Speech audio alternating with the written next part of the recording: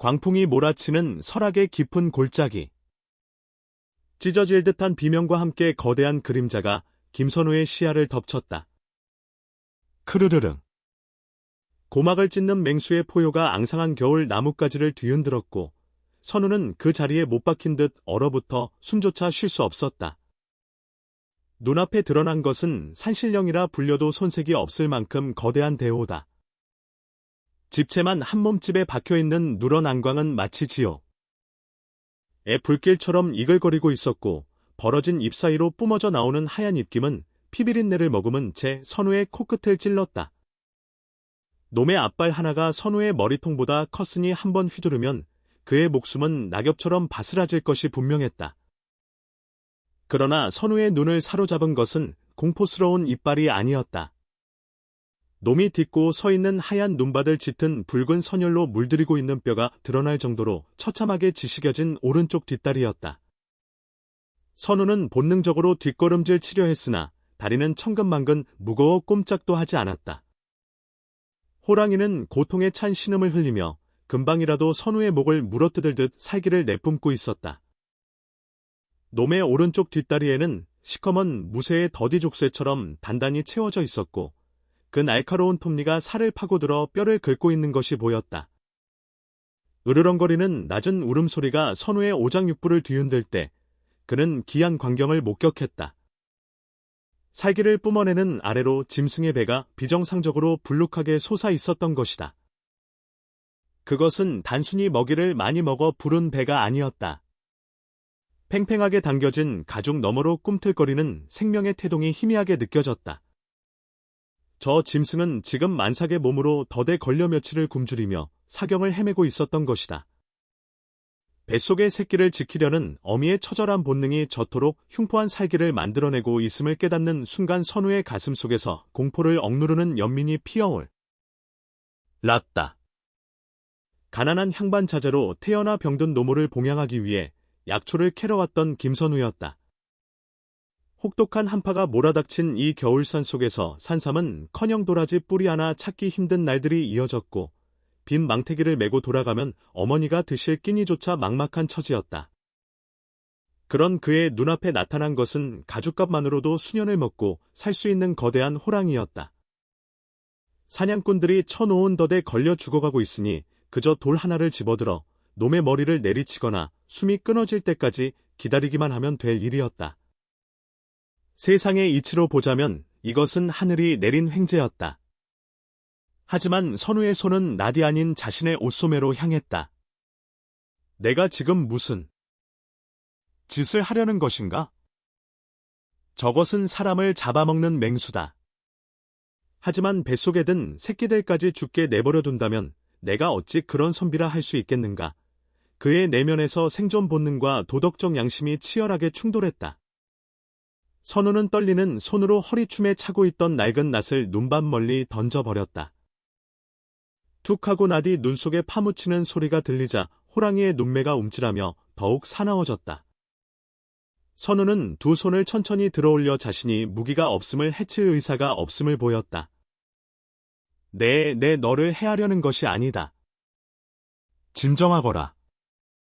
내 다리에 그 흉물을 풀어주려 하는 것이다. 말이 통할 리 없는 짐승이었으나 선우는 마치 사람을 대하듯 낮고 부드러운 목소리로 속삭였. 다 살을 애는 듯한 칼바람이 불어와 선우의 낡은 도포자락을 펄럭였고 호랑이는 경계심을 풀지 않은 채 누런 이빨을 드러내며 으르렁거렸다. 한 발자국. 선우가 조심스럽게 다가갈 때마다 팽팽한 긴장감이 공기를 찢어 놓을 듯했다. 땀방울이 흘러내려 눈썹 끝에 고드름처럼 맺혔다. 호랑이와의 거리가 불과 5걸음 안으로 좁혀졌을 때 짐승의 입에서 뿜어져 나오는 열기와 썩어가는 상처의 악취가 선우를 덮쳤다. 호랑이는 당장이라도 달려들 기세였으나 극심한 고통 때문인지 아니면 선우의 눈빛에서 살기가 느껴지지 않아서인지 공격을 멈추고 거친 숨만 몰아쉬고 있었다. 선우는 무릎을 꿇고 앉아 호랑이의 눈을 똑바로 응시했다. 아가, 아프지 않느? 야. 내 잠시만 참으면 너와 내 새끼들을 살려줄 수 있다. 부디 나를 믿어다오. 선우의 목소리는 떨리고 있었지만 그 안에는 진심 어린 간절함이 담겨 있었다. 기이하게도 호랑이의 눈동자가 흔들리더니 낮게 깔리던 으르렁 소리가 잦아들기 시작했다. 마치 사람의 말을 알아듣기라도 한 듯 호랑이는 고개를 살짝 돌려 자신의 상처 입은 다리를 선우 쪽으로 내밀었다. 선우는 조심스럽게 호랑이의 뒷다리로 손을 뻗었다. 차가운 무쇠 덫은 호랑이의 살점과 엉겨부터 꽁꽁 얼어 있었다. 덫을 벌리기 위해서는 엄청난 힘이 필요했다. 선우는 전력을 다해 덫의 양쪽 날개를 잡고 벌리기 시작했다. 입에서 단내가 나고 손가락 마디마디가 끊어질 듯한 고통이 밀려왔다. 덫이 조금씩 벌어지며 살을 파고들던 톱니가 빠지자 호랑이는 고통스러운 비명을 지르며 몸부림쳤다. 그 거대한 몸부림에 선우는 눈바드로 나뒹굴 뻔했으나 이를 악물고 덫을 놓지 않았다. 만약 여기서 손을 놓으면 덫은 다시 닫혀 호랑이의 다리를 완전히 절단낼지도 몰랐다. 호랑이도 그것을 아는지 끔찍한 고통 속에서도 선우를 공격하지 않고 발톱으로 눈바닥만 벅벅 긁어대고 있었다. 조금만 더. 선우의 얼굴이 붉게 달아올랐고 목정맥이 터질 듯 솟아올랐다. 마침내 철컥하는 둔탁한 소리와 함께 덫이 완전히 벌어졌다. 선우는 재빨리 낭이의 다리를 덫에서 빼내고 쇠덩이를 멀리 걷어찼다. 억눌려 있던 상처에서 걸쭉한 붉은 피가 솟구쳐 나와 하얀 눈을 순식간에 붉게 물들였다. 피비린내가 진동하는 가운데 선우는 주저없이 입고 있던 저고리의 소매를 찢어냈다. 그리고 떨리는 손으로 호랑이의 상처 부위를 단단히 감싸 지혈하기 시작했다. 차가운 겨울바람에 속살이 드러난 팔뚝이 시렸지만 지금은 그것을 신경 쓸 겨를이 없었다. 호랑이는 가쁜 숨을 몰아쉬며 선우가 하는 양을 가만히 내려다보고 있었다. 그 눈빛은 조금 전에 살기는 온데간데였고 마치 깊은 우물처럼 고요하고 슬픈 빛을 띠고 있었다. 지혈을 마친 선우가 기진맥진하여 눈밭에 주저앉자 호랑이는 비틀거리는 몸을 일으켜 세웠다. 거대한 그림자. 가 다시 한번 선우를 덮었다. 순간 선우는 자신이 실수한 것은 아닌가 하는 두려움이 엄습했다. 짐승은 은혜를 모른다 하지 않았던가? 덫에서 풀려난 맹수가 배고픔을 채우기 위해 자신을 덮친다면 꼼짝없이 죽은 목숨이었다. 선우는 질끈 눈을 감고 다가올 운명을 기다렸다. 그러나 날카로운 이빨 대신 느껴진 것은 거칠고 따뜻한 혀의 감촉이었다. 호랑이는 선우의 얼어붙은 뺨을 한번 핥아주고는 나직한 울음소리를 남기고 몸을 돌렸다. 절룩거리는 걸음이었지만 그 뒷모습에는 상군다운 위엄이 서려 있었다.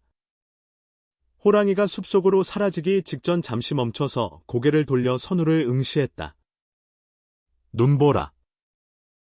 가 휘몰아치는 가운데 그 황금빛 눈동자는 마치 선우의 얼굴을 영혼에 새기려는 듯 깊고 강렬하게 빛났다. 그것은 짐승의 눈이 아니었다. 인간보다 더 인간 같은 묵직한 약속이 담긴 눈빛이었다. 호랑이가 완전히 시야에서 사라진 뒤에야 선우는 참았던 숨을 토해내며 눈밭의 대자로 뻗어버렸다. 온몸의 긴장이 풀리자 걷잡을 수 없는 추위와 피로가 몰려왔다. 하늘에서는 굵은 눈발이 다시 쏟아지기 시작했고 선우의 옷자락에 묻은 호랑이의 피는 검게 말라붙어 가고 있었다. 그는 빈손이었지만 가슴 한구석에는 설명할 수 없는 벅찬 감정이 차올랐다. 그날 밤 선우는 빈손으로 집에 돌아왔다. 어머니께 드릴 약초도 끼니를 때울 식량도 없었지만 그는 어머니 앞에서 덤덤히 미소를 지어 보였다. 어머니, 오늘은 산삼보다 귀한 생명을 보고 왔습니다.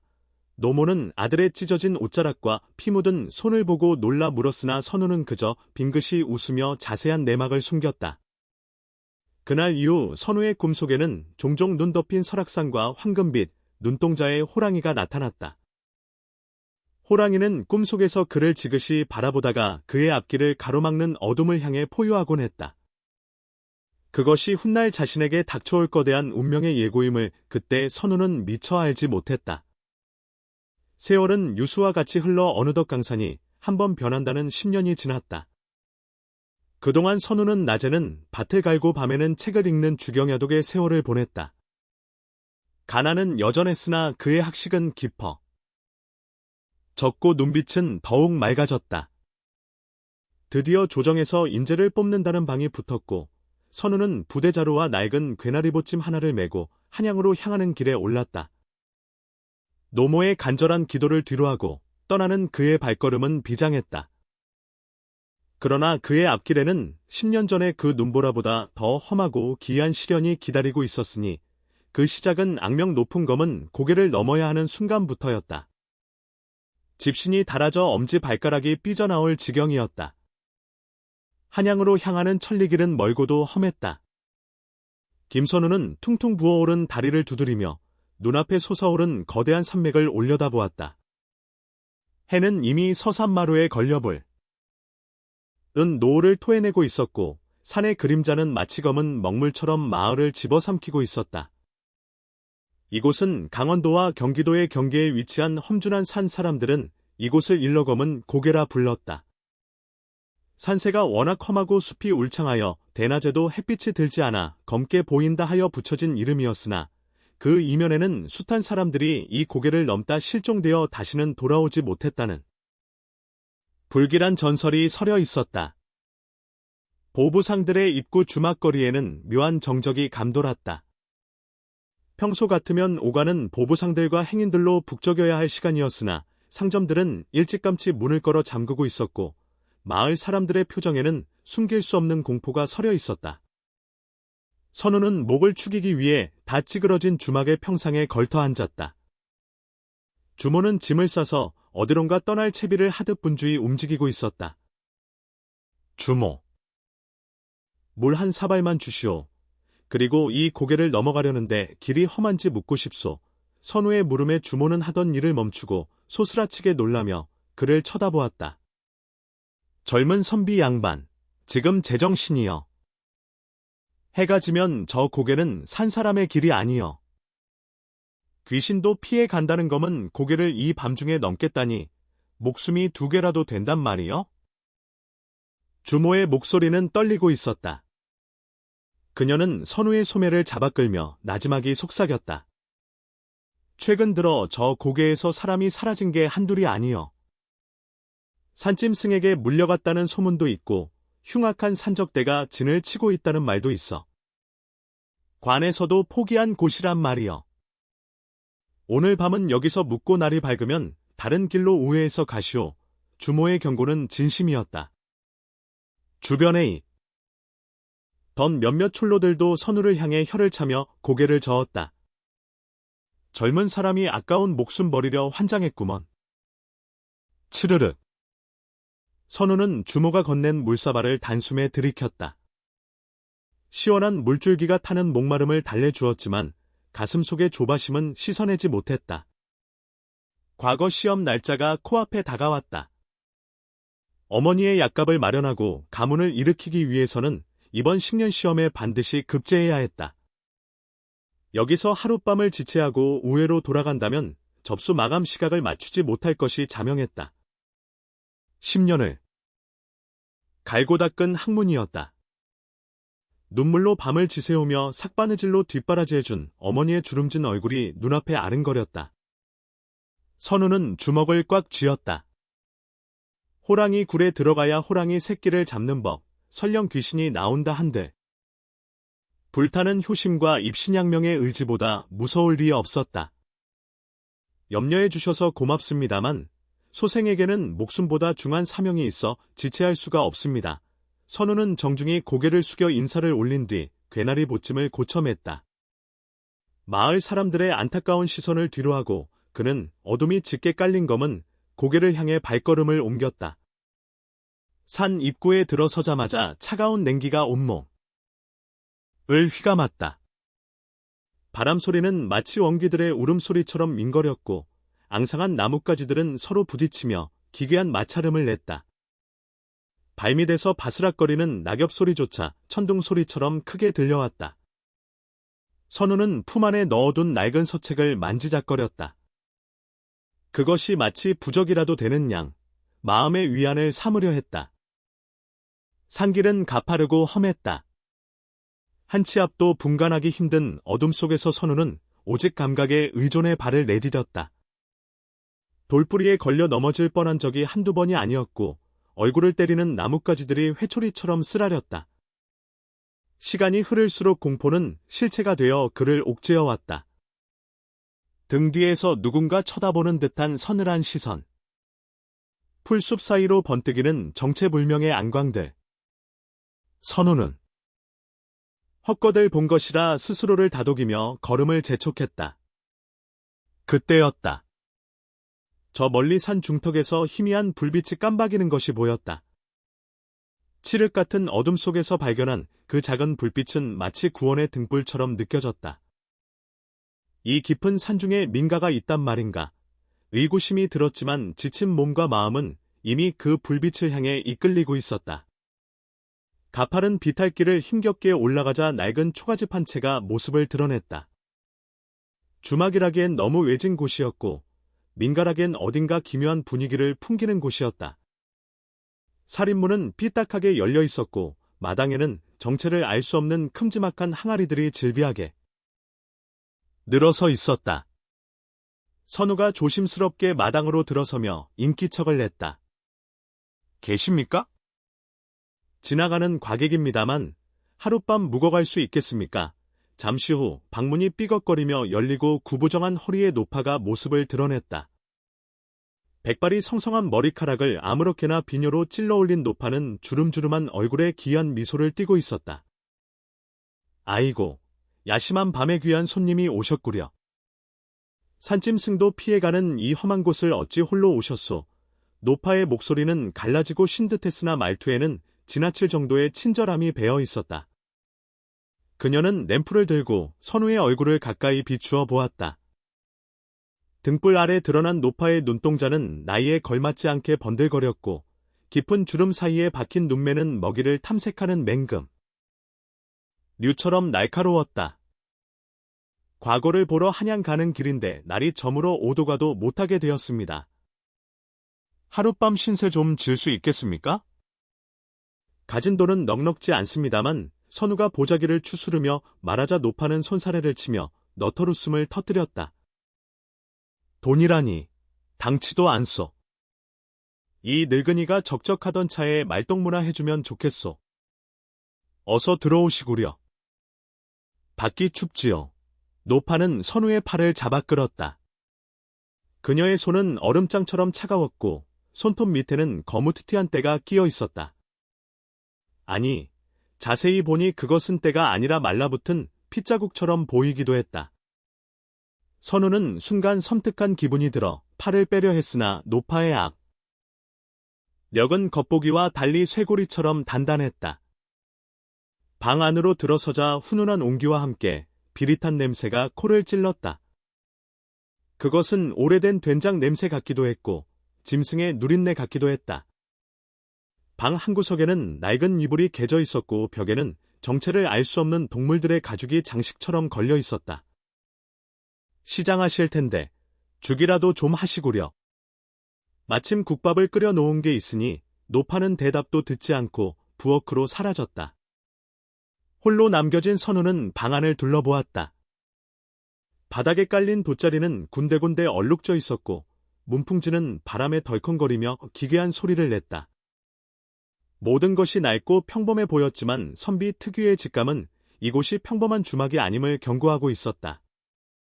잠시 후 노파가 김이 모락모락 나는 국밥 한 그릇과 탁주 한 병을 들고 들어왔다. 자, 뜨끈할 때 드시오. 산속이라 변변한 차림은 없지만 고기는 넉넉히 넣었소. 국밥 그릇에는 큼직한 고깃덩어리들이 둥둥 떠 있었다. 가난한 산골 노파가 어디서 이런 고기를 구했는지 의아했지만 하루 종일 굶주린 배는 이성을 마비시켰다. 선우는 숟가락을 들었다. 하지만 입으로 가져가려는 순간 국물 위로 기름기 섞인 기묘한 거품이 일어나는 것을 보고 멈칫했다. 고기의 냄새가 묘하게 역했다. 돼지고기도 소고기도 아닌 낯선 냄새였다. 왜 그러시오? 입에 맞지 않소. 노파가 방문턱에 걸터앉아 뚫어지게 그를 쳐다보고 있었다. 그녀의 시선은 선우가 숟가락을 입에 넣는지 감시하는 듯했다. 선우는 짐진 미소를 지으며 숟가락을 내려놓았다. 아닙니다. 너무 시장하다 보니 속이 놀랄까봐 천천히 먹으려 합니다. 그런데 할머니께서는 혼자 사시는지요? 선우가 화제를 돌리자 노파의 눈썹이 꿈틀거렸다. 영감은 일찍 죽고 자식놈들은 다 도시로 나갔지. 이 늙은이 혼자 산지 꽤 되었어. 거짓말이었다. 마당에 널려있던 항아리의 개수나 방 안에 걸린 가족들은 노인 혼자 감당할 수 있는 양이 아니었다. 게다가 방구석에는 주인을 잃은 듯한 남자의 갓이 뒹굴고 있었다. 먼지가 뽀얗게 앉은 것으로 보아 꽤 오래된 물건이었다. 불안감이 엄습했다. 선우는 국밥을 먹는 신용만 하고는 몰래 소매 안으로 고깃덩어리를 숨겼다. 그리고 탁주를 한 모금 마신 척하. 며 바닥에 슬쩍 쏟아버렸다. 아이고, 술이 참 좋습니다. 노이 풀리는 것 같군요. 선우의 연기에 노파는 그제야 만족스러운 듯 누런 이빨을 드러내며 웃었다. 그러게요. 많이 드시고 푹 주무시게. 내일 아침에는 기온이 펄펄 날 테니. 노파는 그릇을 치우지도 않고 방을 나갔다. 문이 닫히는 소리와 함께 밖에서 달그락하며 문고리를 꺼는 소리가 들렸다. 선우는 소스라치게 놀라 문으로 달려가 밀어보았으나 문은 꿈쩍도 하지 않았다. 아까 친절한 척하던 노파는 그를 방 안에 가두어 버린 것이다. 선우의 등골로 식은땀이 흘러내렸다. 마을 사람들의 경고가 귀가에 쟁쟁하게 울렸다. 도적대가 진을 치고 있다. 사람이 사라진다. 이곳은 여행객을 노리는 도적들의 소굴이 분명했다. 지금 당장이라도 창문을 뚫고 나가야 했다. 선우가 다급하게 창호지를 뜯어내려 할 때였다. 밖에서 낮은 휘파람 소리가 들려오더니 수풀을 헤치는 투박한 발자국 소리가 여러 개 들려왔다. 한두 명이 아니었다. 선우는 숨을 죽이고 벽에 귀를 대었다. 오늘 놈은 좀 색다르더냐? 선비놈이라 빼짝 말랐지만 보자기는 꽤 묵직해 보이더이다. 약을 탔으니 곧고라 떨어질 거요. 걸걸한 사내들의 목소리가 들려왔다. 선우는 절망감에 휩싸였다.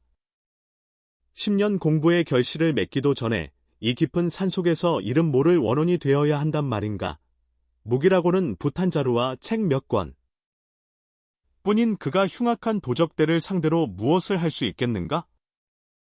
그는 방 한가운데 주저앉아 떨리는 손을 모았다. 어머니의 얼굴이, 그리고 10년 전 눈 덮인 산에서 만났던 호랑이의 눈빛이 스쳐 지나갔다. 하늘이시여, 정녕 이것이 저의 운명입니까? 그때 정적을 깨고 밖에서 기이한 소리가 들려왔다. 꼭 사내들의 말소리가 뚝 끊기고 무언가 거대한 것이 마당으로 뛰어드는 육중한 소리가 들렸다. 이어서 으르렁하는 땅을 울리는 맹수의 낮은 울음소리가 주막 전체를 휘감았다. 선우의 심장이 멎을듯 뛰기 시작했다. 이 소리는 10년 전 뼈속 깊이 새겨졌던 바로 그 소리였다. 방 안의 촛불이 바람도 없는데 요동치며 꺼져버렸다. 어둠 속에서 선우는 직감했다. 가 오고 있었다.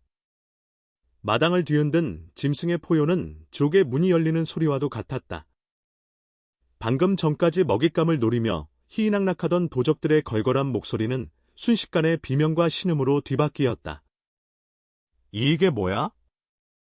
사람 살려. 무언가 둔탁한 것이 흙바닥에 낙굽는 소리와 함께 질그릇 깨지는 소리가 요란하게 울려 퍼졌다. 방 안에 갇힌 김선우는 문고리를 잡고 있던 손을 떼고 뒷걸음질 쳤다. 문풍지 너머로 거대한 그림자가 휙 지나가는 것이 보였고 그 뒤를 이어 피비린내가 섞인 차가운 바람이 문틈으로 스며들었다. 도적들이 혼비백산하여 달아나는 발소리가 들리더니 이내 마당은 기이한 정적에 휩싸였다. 오직 거친 짐승의 숨소리만이 그르렁거리며 점점 더 가까워지고 있었다. 선우의 등. 줄기를 타고 식은땀이 비오듯 흘러내렸다. 그것은 10년 전 설악의 눈밭에서 느꼈던 공포와는 질이 달랐다. 그때는 연민이 섞인 두려움이었다면 지금은 죽음 그 자체와 마주한 원초적인 공포였다. 드득, 드득. 날카로운 발톱이 나무문을 긁는 소리가 고막을 파고들었다. 마치 저승사자가 문을 두드리는 듯한 소름 끼치는 소리였다. 선우는 방구석으로 몰려 몸을 웅크렸다. 무기라고는 붓 한 자루 없는 선비가 저 밖의 괴물과 맞서 싸울 방법은 전무했다. 차라리 도적대에게 당하는 것이 나았을까? 호랑이 밥이 되어 뼈도 못 줄이는 신세라니 절망적인 생각들이 뇌리를 스치고 지나갈 때 우직하는 괴성과 함께 낡은 문짝이 종이장처럼 뜯겨 나갔다. 문틀이 부서지며 먼지가 피어올랐고 그 자욱한 먼지 속에서 푸른 안광 2개가 번뜩였다. 방 안으로 들어선 것은 집채만 한대호였다. 10년 전 보았던 그 호랑이보다 훨씬 더 거대하고 위압적인 풍채였다. 놈의 온몸은 강철 같은 근육으로 뒤덮여 있었고 검은 줄무늬에는 마치 붓으로 그린 듯 선명했다. 호랑이는 방 안을 가득 채울 만큼 거대해서 고개를 숙여야만 천장에 닿지 않을 정도였다. 놈의 입게는 방금 전 도적놈들 중 하나를 물어뜯었는지 뻘건 선혈이 뚝뚝 떨어지고 있었다. 선우는 비명조차 지르지 못하고 입을 딱 벌린 채 얼어붙었다.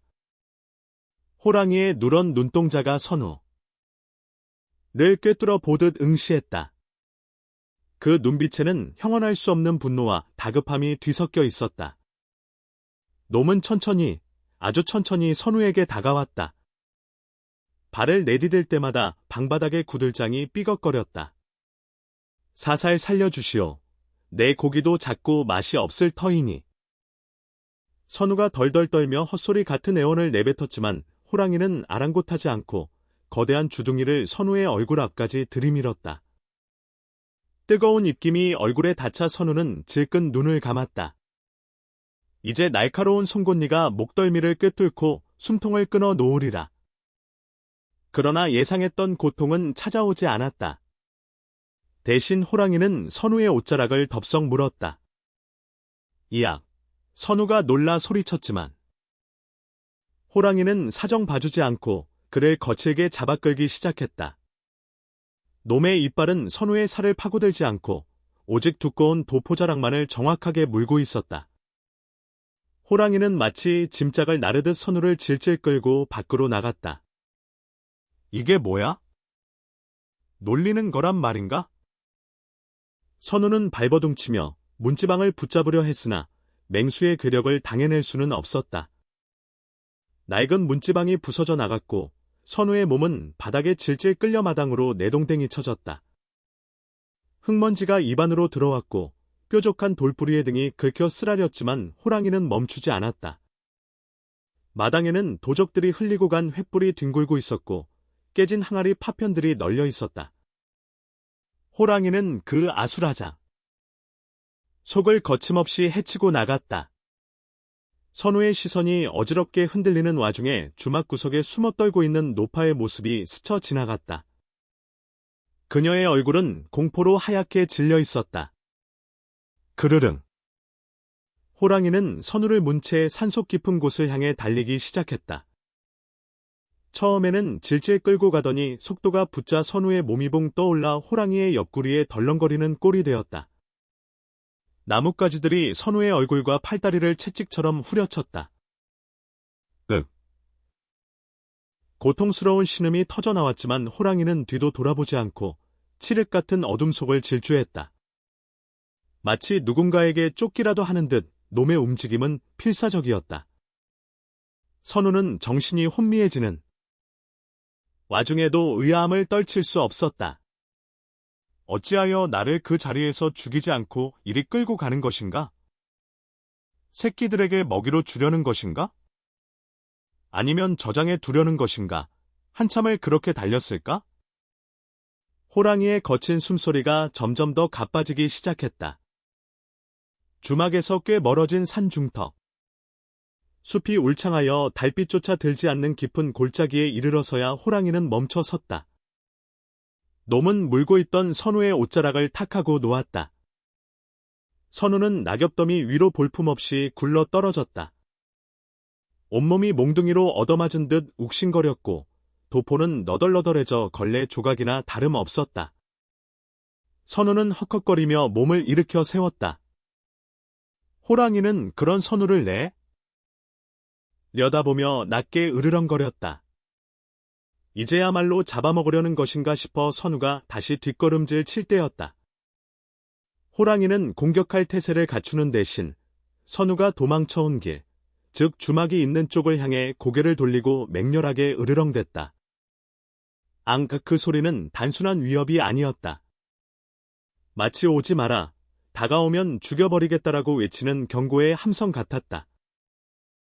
선우는 호랑이의 시선이 향한 곳을 바라보았다. 숲과 나무들 사이로 저 멀리 아래쪽에서 붉은 불빛들이 일렁이는 것이 보였다. 하나, 둘, 셋, 횃불의 숫자는 점점 늘어나 20개에 달했고 저기 있다. 놈을 잡아라. 호랑이가 놈을 물고 갔다. 가죽도 없고 놈도 잡아라 하는 고함이 희미하게 들려왔다. 그것은 도적대였다. 주막의 노파와 한패인 놈들. 이 전열을 정비하고 쫓아오고 있었던 것이다. 그들의 손에는 낫과 도끼, 활이 들려 있었다. 순간 선우의 머릿속에 번개 같은 깨달음이 스쳤다. 아까 주막방 안에서 호랑이가 문을 부수고 들어왔을 때 놈은 선우를 공격하려던 것이 아니었다. 독이 든 음식에 정신을 잃거나 도적들의 칼에 맞아 죽을 위기에 처한 자신을 구하기 위해 강제로 끌고 나온 것이었다. 놈이 옷자락만 물고 그토록 필사적으로 달렸던 이유는 선우를 살리기 위해 도적들의 사정권에서 벗어나려 했던 것이다. 선우는 멍하니 호랑이를 올려다보았다. 달빛이 구름 사이로 비치며 호랑이의 모습을 비췄다. 놈의 오른쪽 뒷다리에는 오래전 그랬듯이 선명하게 남아있는 흉터 자국이 보였다. 털이 빠져 맨살이 드러난 그곳은 10년 전 선우가 눈물로 감싸주었던 바로 그 상처였다. 내가 너였느냐? 선우의 목소리가 떨려 나왔다. 10년 전 그 눈밭의 그 어미 범이란 말이. 야, 호랑이는 선우의 물음에 대답하듯 고개를 돌려 그를 응시했다. 10년의 세월이 흘러 털의 윤기는 바랬고 주둥이 주변에는 흰털이 섞였지만 그 깊고 그윽한 눈동자만은 변함이 없었다. 짐승의 눈이라기엔 너무나도 슬프고 또 강인한 눈빛. 호랑이는 선우에게 이제 안전하다는 듯 짧게 코를 흥 울리더니 다시 도적들이 올라오는 방향으로 몸을 돌렸다. 놈의 등 근육. 이 팽팽하게 긴장했다. 놈은 알고 있었다. 뒤쫓아오는 인간들이 흉기를 들고 있으며 자신과 선우를 죽이기 위해 오고 있다는 것을. 안 된다. 피해야 한다. 저들은 수가 너무 많아 선우가 다급하게 외치며 호랑이의 앞을 막아서려 했다. 아무리 산중의 왕이라 한들 10여 명의 무장한 도적대를 그것도 좁은 산길이 아닌 트인 곳에서 상대하는 것은 불가능에 가까웠다. 게다가 호랑이는 늙었다. 아까 선우를 끌고 오느라 기력을 많이 소진한 탓인지 놈의 뒷다리가 미세하게 떨리고 있었다. 하지만 호랑이는 선우를 앞발로 가볍게 밀어 뒤로 물러나게 했다. 그리고는 마치 거대한 산처럼 선우의 앞을 가로막고 섰다. 횃불의 행렬이 점점 가까워지며 매캐한 연기 냄새가 진동했다. 도적들의 살기 어린 눈빛이 어둠 속에서 번뜩였다. 저기 있다. 저 짐승이 선비놈을 물고 있구나. 오늘 횡재했다. 호랑이 가죽의 선비 보자기까지 도적 우두머리로 보이는 자가 톱날 같은 칼을 휘두르며 소리쳤다. 그들은 호랑이의 크기에 잠시 주춤하는 듯했으나 인간의 탐욕은 공포를 집어삼키고도 남았다. 수적 우세를 믿은 그들은 킥킥거리며 포위망을 좁혀왔다. 선우는 절망했다. 자신이 10년 전 베푼 작은 자비가 오늘 이 늙은 짐승을 사지로 몰아놓고 있었다. 가거라. 제발 도망가거라. 나 같은 건 버리고 어서 가란 말이다. 선우가 피를 토하듯 절규했다. 하지만 호랑이는 요지부동이었다. 놈은 뒷발을 땅에 단단히 박고 꼬리를 채찍처럼 휘두르며 낮게 포효했다. 그 소리는 10년 전 살려준 생명에 대한 의리였고 자신의 새끼를 지켜준 은인에 대한 순결한 보은이 선언이었다. 투항. 마침내 호랑이가 땅을 박차고 도적대 한가운데로 몸을 날렸다. 밤하늘을 가르는 거대한 그림자, 그리고 이어지는 처절한 비명소리. 10년 전 맺어진 기이한 인연은 이제 피와 살이 튀는 처절한 혈투의 장으로 치닫고 있었다. 선우는 보자기 속에 든 벼루를 꺼내 들었다. 비록 붙든 선비나 은인을 홀로 죽게 할 수는 없었다. 그 역시 죽음을 각오하고 호랑이의 뒤를 따랐다. 검은 고개의 깊은 밤, 인간과 짐승의 경계를 넘은 슬픈 싸움이 시작되고 있었다. 피비린내 나는 바람이 검은 고개를 휩쓸었다. 호랑이가 도적대 한가운데로 떨어지는 순간 땅이 꺼질 듯한 진동과 함께 사지 육신이 찢겨나가는 끔찍한 파열음이 밤을 갈랐다. 아! 내 팔! 내 팔! 선두에 섰던 도적 하나가 호랑이의 앞발찢기 한 번에 허수아비처럼 날아가 암음대 나무에 처박혔고 그의 가슴은 형체를 알아볼 수 없을 만큼 함몰되어 있었다. 횃불이 사방으로 흩어지며 마른 낙엽에 불이 옮겨붙기 시작했다. 삽시간에 타오른 불길은 아수라장이 된 전장을 붉게 비추었고 그 불빛 아래 드러난 호랑이의 모습은 지옥에서 올라온 염라대왕의 사자와도 같았다. 너무 늙고 병든 짐승이 아니었다. 새끼를 지키던 어미의 본능 대신 은인을 지키려는 수호신의 분노가 그 거대한 몸뚱이를 움직이고 있었다. 도적들은 혼비백산하여 뒷걸음질 쳤지만 이미 독이 오를 대로 오른 호랑이의 살기 앞에서는 오금이 저려 제대로 도망칠 수도 없었다. 이 괴물 같은 놈이 쏴라. 활을 쏴. 도적 우두머리가 덜덜 떨리는 목소리로 고함쳤다. 그는 부하들 뒤로 숨으며 비겁하게 활시위를 당겼다. 피. 어둠을 가르고 날아온 화살들이 호랑이의 두꺼운 가죽에 박혔다. 하지만 호랑. 이는 고통을 모르는 짐승처럼 몸에 화살이 박힌 채로 우두머리를 향해 돌진했다. 놈의 입에서 뿜어져 나오는 포효는 화살 소리마저 집어삼킬 듯 웅장했다. 선우는 그 광경을 보며 피가 거꾸로 솟는 것을 느꼈다. 10년 전 자신의 손으로 살려낸 생명이 지금 눈앞에서 자신을 위해 피를 흘리고 있었다. 안 된다. 그만둬라. 네가 죽는단 말이다. 선우는 손에 쥐고 있던 무거운 벼루를 들어 가장 가까이 있던 도적의 머리통을 내리찍었다. 단말마와 함께 도적이 쓰러지자 선우는 떨어진 도적의 낫을 집어들었다. 평생 분만 잡아온 선비의 손이었으나 그 순간만큼은 전장의 장수처럼 결연했다. 이놈들! 하늘이 두렵지 않으냐? 짐승도 은혜를 아는데 너희는 짐승만도 못한 짓을 하느냐. 선우가 피를 토하듯 일갈하며 호랑이의 곁으로 달려들었다. 호랑이는 선우가 위험한 전장으로 뛰어들자 잠시 멈칫하며 그를 보호하려는 듯 몸을 틀었다. 그 찰나의 빈틈을 노리고 도적들이 창을 들이밀었다. 푹! 둔탁하고 끔찍한 소리가 들렸다. 날카로운 창날이 호랑이의 옆구리를 깊숙이 뚫고 들어갔다. 호랑이가 고통에 찬 비명을 질렀다. 붉은 선혈이 분수처럼 뿜어져 나와 선우의 얼굴을 적셨다. 뜨겁고 비릿한 피였다. 선우의 세상이 붉게 물들었다.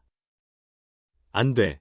선우는 이성을 잃고 창을 찌른 도적에게 달려들었다. 낫을 휘두르는 그의 동작은 서툴렀지만 죽음을 불사한 기세에 눌린 도적은 엉덩방아를 찌며 물러났다. 부상을 입은 호랑이는 비틀거렸다. 옆구리에 박힌 창자루가 움직일 때마다 살점을 해치는 고통이 전해져 오는 듯했다. 놈의 거친 숨소리에 쇳소리가 섞여 나왔다. 도적들은 호랑이가 치명상을 입었다는 것을 알아채고 다시금 살기를 띠며 포위망을 좁혀왔다. 크크크. 저놈 힘이 다 빠졌구나. 죽을 벗겨 술안주로 삼자. 우두머리가 탐욕스러운 눈빛을 번들거리며 앞으로 나섰다. 그의 손에는 시퍼런 날이 선 큰 도끼가 들려 있었다. 선우는 호랑이 앞을 막아섰다. 오지 마라. 내 시체를 넘고서라도 아이 털끝 하나 건드리지 못한다.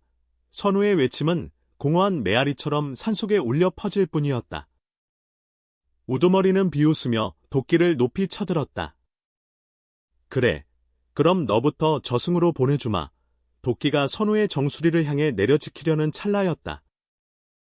죽음을 예감하고 눈을 질끈 감은 선우의 등 뒤로 깊게 땅을 박차는 육중한 소리가 들렸다. 그르릉. 쓰러질 듯 비틀거리던 호랑이가 마지막 남은 생명의 불꽃을 태우듯 튀어올랐다. 놈은 자신의 몸을 던져 선우를 덮치려던 우두머리의 가슴팍을 들이받았다.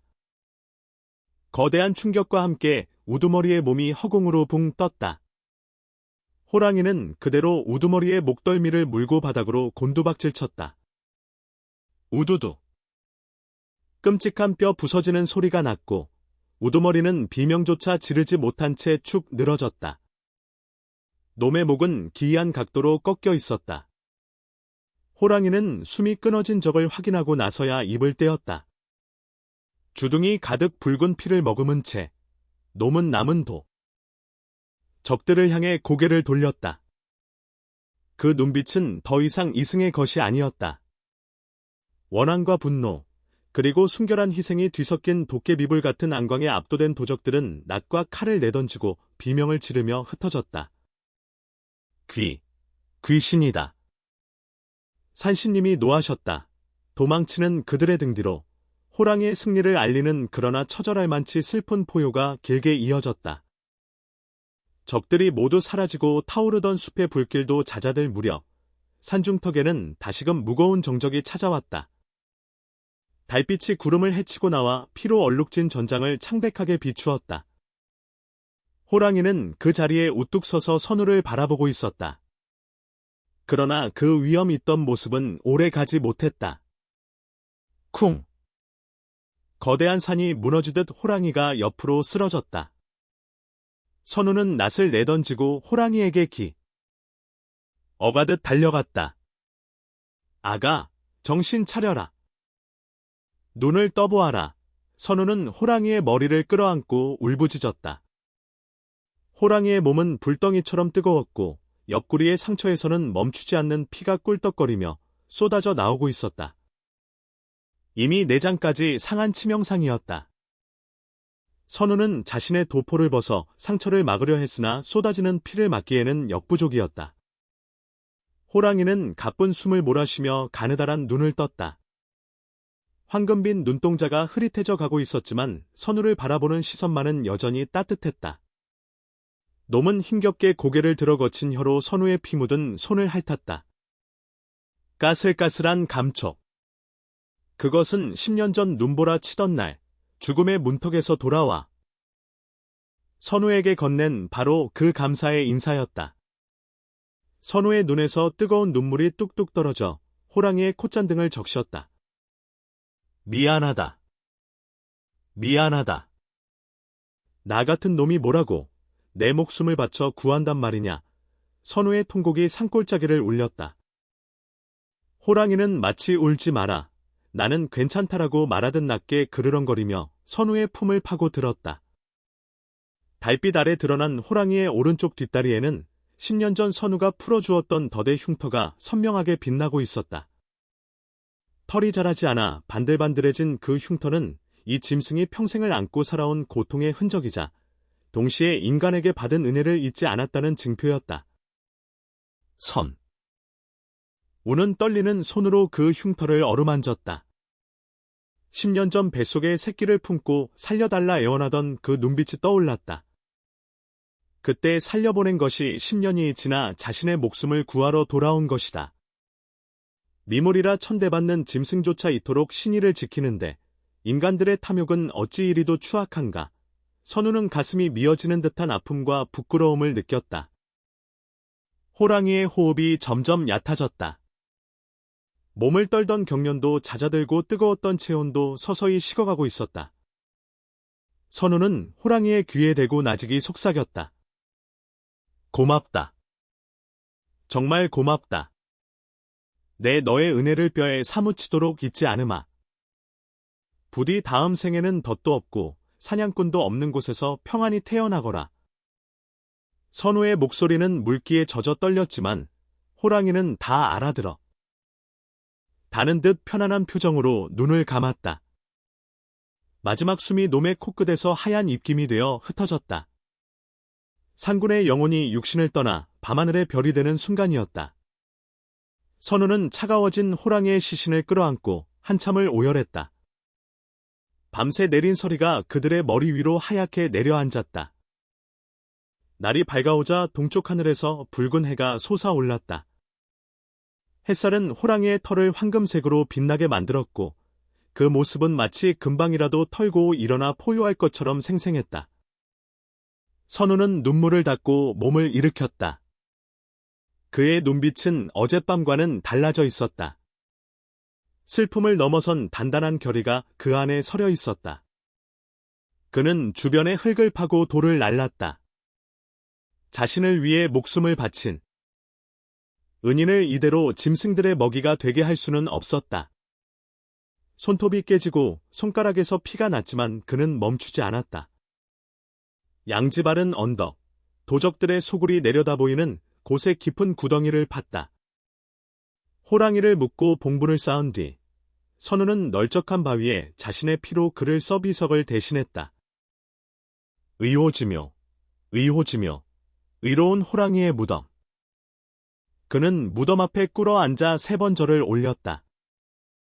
내 반드시 장원 급제하여 다시 오겠다. 그때는 술 한 잔 올리며 못다 한 이야기를 나누리라. 선우는 호랑이의 무덤을 뒤로하고 다시 한양으로 발걸음을 옮겼다. 찢어진 도포자락은 바람에 펄럭였고 그의 등 뒤로는 아침 햇살이 든든한 호위무사처럼 비추고 있었다. 이제 그에게는 두려울 것이 없었다. 죽음조차 뛰어넘은 인연이 그를 지켜주고 있었기에. 하지만 이야기는 여기서 끝이 아니었다. 한양에 도착한 그에게 그리고 훗날 그가 다시 찾을 이 검은 고개에는 마지막 운명의 매듭이 기다리고 있었다. 한양의 과거장 개방에는 팽팽한 긴장감이 감돌았다. 전국 팔도에서 내로라 하는 유생들이 구름처럼 모여들었고 먹을 가는 소리와 종이 넘기는 소리만이 정적을 깨우고 있었다. 시제가 걸렸다. 신신, 신신, 믿음과 의리에 대하여 논하라. 김선우는 붓을 든 채 잠시 눈을 감았다. 머릿속에 떠오르는 것은 공자의 왈, 맹자의 가르침도 아니었다. 오직 혹독한 눈보라 속에서 자신을 살려준 그 황금빛 눈동자, 제 목숨을 던져 은인을 구한 호랑이의 붉은 선혈뿐이었다. 선우는 눈을 뜨고 벼루의 먹을 갈다. 검은 먹물 속에서 그날 밤의 어둠과 호랑이의 비장한 모습이 되살아났다. 그는 거침없이 붓을 놀리기 시작했다. 화려한 미사여구는 필요 없었다. 인간의 언어가 아닌 영혼의 절규로 써내려간 문장들이 백지 위를 수놓았다. 미물이라 하여 믿음이 없고 짐승이라 하여 의리가 없는 것이 아니다. 신신은 말에 있지 않고 행동에 있으며 맹세에 있지 않고 희생에 있다. 그의 답안지는 감독관들의 손에서 손으로 전해지며 탄식을 자아냈다. 마침내 임금의 앞까지 상소된 그의 글은 정 전체를 숙연하게 만들었다. 이토록 절절한 문장은 내 평생 처음 보았다.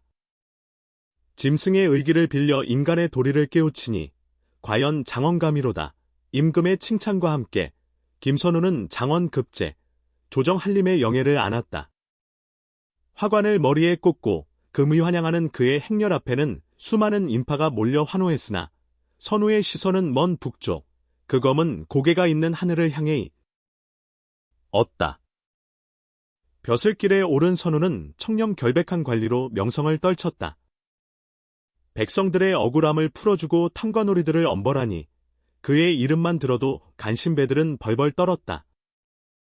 그러나 선우의 마음 한구석에는 언제나 갚지 못한 빚이 남아 있었다. 그는 임금께 청하여 자원해서 그 험준한 산골 고을의 현감으로 부임했다.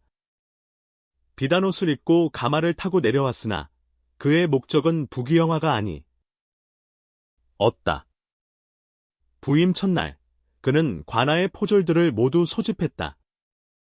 내 오늘부로 이 고을의 근심인검은 고개에 도적대를 뿌리 뽑을 것이다.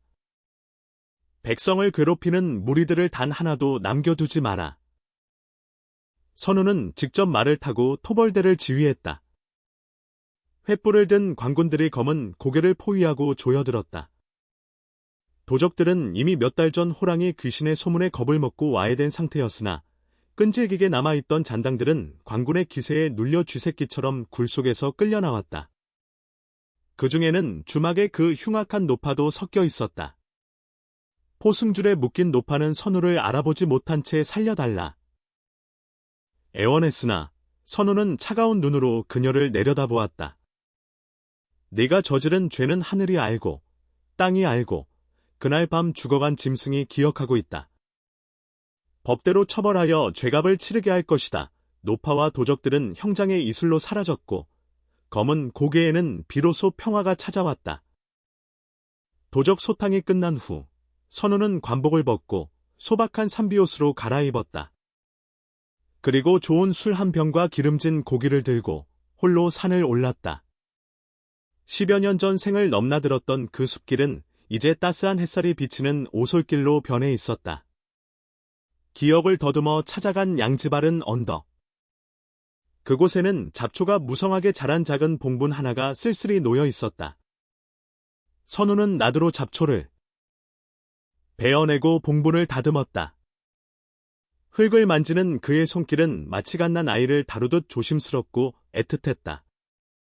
자네, 내 왔네. 너무 늦게 와서 미안하이. 선우는 무덤 앞에 술을 따르고 털썩 주저앉았다.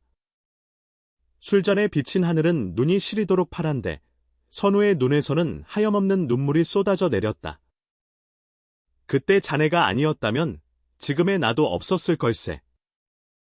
자네의 희생 덕분에 늙으신 어머니를 끝까지 모실 수 있었고 나라의 녹을 먹는 관리가 되어 백성을 돌볼 수 있었네? 이 모든 공은 자네의 것이야. 선우는 가져온 고기를 무덤 앞에 놓아주었다. 산새들이 지저귀며 날아들었고 바람이 불어와 나뭇잎을 흔들었다. 그 소리가 마치 잘 왔다. 기다리고 있었다. 나고 방언하는 호랑이의 낮은 울음소리처럼 들렸다. 선우는 품에서 미리 준비해온 비문을 꺼냈다. 그리고 석수장이들을 시켜 다듬어 온 큼지막한 오석, 우아한 비석을 무덤 앞에 세웠다. 비석 앞면에는 굵고 힘찬 필체로 의호지며 나 새겼고 뒷면에는 그날의 사연을 상세히 기록하여 후세에 전하도록 했다. 비석이 세워지자 지나가던 바람조차 잠시 멈추어 그 순결한 뜻을 기리는 듯했다. 선우는 비석을 쓰다듬으며 맹세했다. 내 살아있는 동안, 아니 죽어서도 자네의 이야기를 잊지 않겠네? 인간의 탈을 쓰고도 짐승만도 못한 자들이 넘쳐나는 세상에 자네야말로 진정한 군자였음을 널리 알릴 것이네. 그날 이후 검은 고개는 더 이상 공포의 대상이 아니었다. 사람들은 그곳을 의호고개라 부르기 시작했다. 과거를 보러 가는 선비들은 반드시 이곳에 들려 호랑이 무덤에 절을 하고 급제를 기원했고 장사꾼들은 안전한 여행을 빌며 술 한 잔을 올리고 갔다. 기이하게도 의호고개를 넘는 사람들은 산짐승의 해를 입지 않았고 도적들 또한 감히 그곳에 발을 들이지 못했다. 사람들은 죽은 호랑이의 영혼이 산신이 되어 고개를 지키고 있다고 믿었다. 세월이 흘러 김선우도 백발이 성성한 노인이 되었다. 그는 벼슬에서 물러나 낙향한 뒤 생의 마지막 날까지 의호고개 밑에 작은 정자를 짓고 살았다. 그는 찾아오는 젊은이들에게 곰방대를 두드리며 옛 이야기를 들려주곤 했다. 이바들, 짐승을 함부로 대하지 말게나. 털 달린 짐승도 은혜를 입으면 목숨을 바쳐 갚는 법이라네? 하물며 만물의 영장이라 자처하는 사람이 은혜를 모르고 배신을 밥 먹듯 해서야 쓰겠는가? 어느 화창한 봄날, 선우는 낮잠을 자다가 꿈을 꾸었다. 꿈속에서 10수년 전 보았던 그 웅장한 대호가 나타났다. 호랑이는 더 이상 상처 입은 모습이 아니었다. 윤기 흐르는 황금빛 털을 휘날리며 건강하고 위풍당당한 모습으로 선우에게 다가왔다. 호랑이는 선우의 앞에 무릎을 꿇고 등을 내어 주었다.